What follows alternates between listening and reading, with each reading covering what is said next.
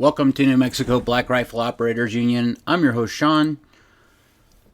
So, in all my travels through the interwebs, I've mentioned this guy before. His name's Print, Shoot, Repeat. I found him on Twitter, but he had shown off this gun that he had printed a lower for, and he called it the Poor Man's Scar. Now, I saw Ian from Forgotten Weapons.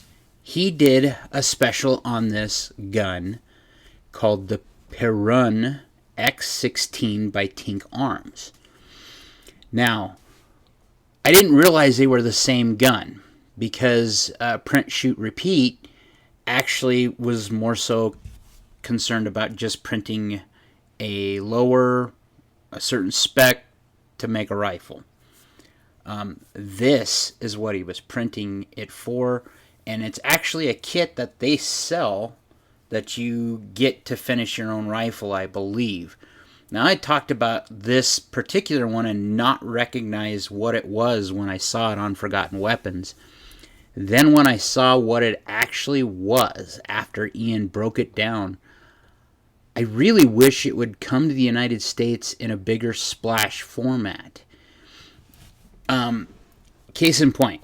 Okay, first off, this has parts compatibility with an AR-15 and any FN SCAR, heavy or whatever, like accessory possible.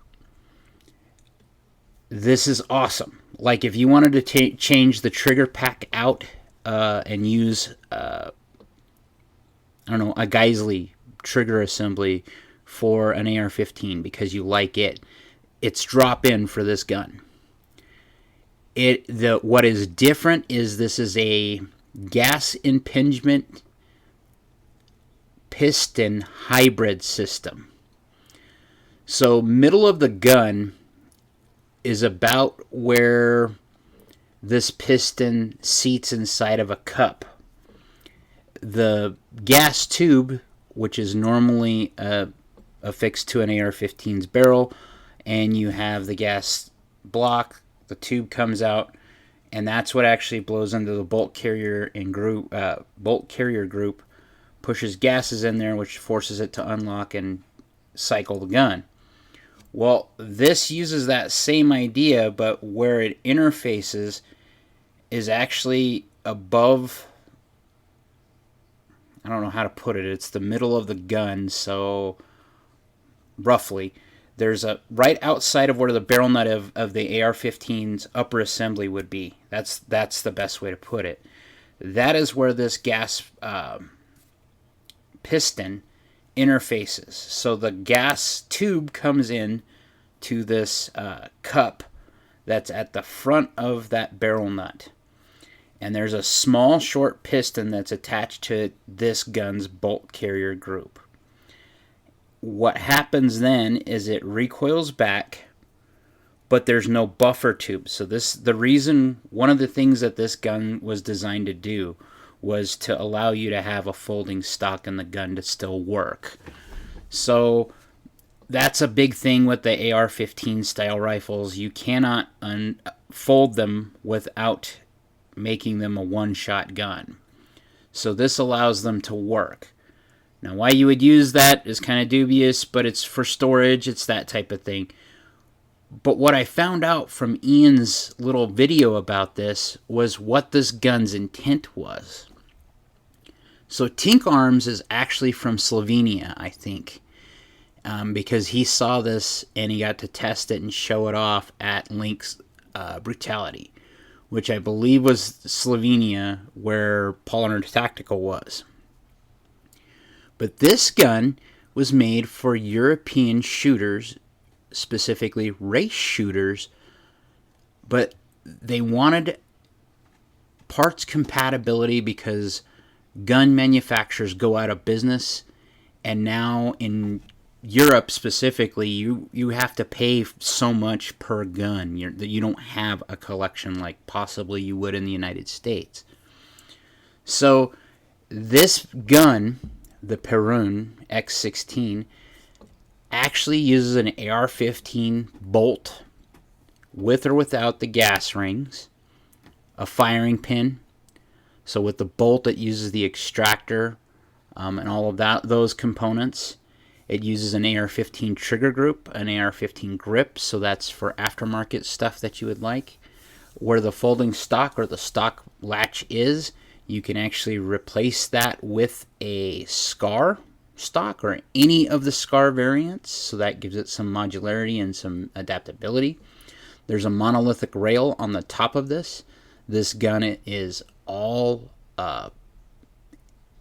can be polymer, but it's actually, the top of it is aircraft aluminum, so it's the same as like an AR-15, but because of the way it's designed, it has metal inserts, steel inserts in the upper receiver for the bolt carrier group to ride in, the rails for the bolt carrier group to ride in.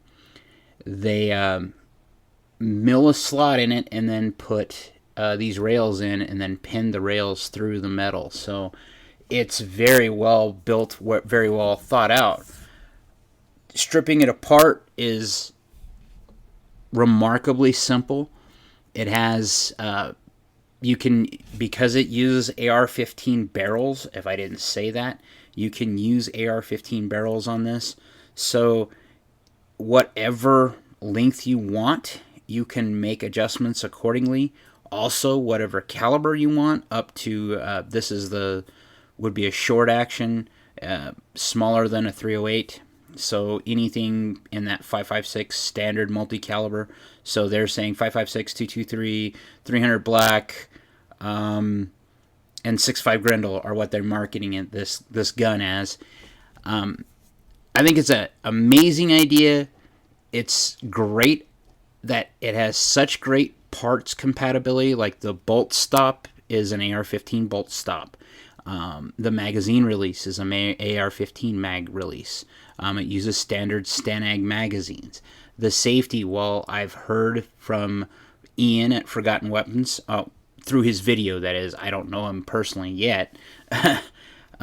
He said that the safety is proprietary to this, but you can swap it out with a standard AR-15 one, ambidextrous one, if you'd like it to.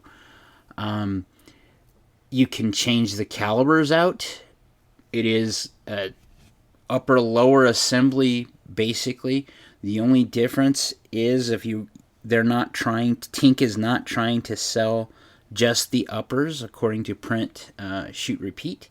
They're trying to sell the completed guns, which means that you have to buy the kit to make the whole thing. I would love to see Tink finally cave a little bit and let their upper come in and let us use whatever lower we want to use. Because if it's capable of doing that, that would be really amazing, and it would be definitely something interesting. This being where I was going with that stuff earlier was, in Europe, this is a race gun. They use this for competitions because you wear out all those parts. Yeah, if you ran out of, if the person or the vendor quit making the guns, you didn't get the parts, you had a useless gun. Now you had to find a way to go through all the rigmarole to get a new one. Well, this one allows you to just change out the parts as needed or calibers as needed, and that's kind of wicked cool. Especially for AR-15 guys, this is right up their alley. For AK guys, it kind of piques my interest because it's not a direct impingement gun, which I've never had a problem with them. It isn't just a pure piston gun either. This is kind of an interesting hybrid. So, just something I had seen, thought I would espouse my words on saying, hey man, you need to check this out if you can see it. Check out Ian's video on Forgotten Weapons about the Perun x16 and the video from Print Shoot Repeat on his version, which is polymer parts on it. He's more of a kind of an ANCAP like I am, I think. But it's an interesting concept. it looks like it's a winner to me. Like, share, subscribe, be great.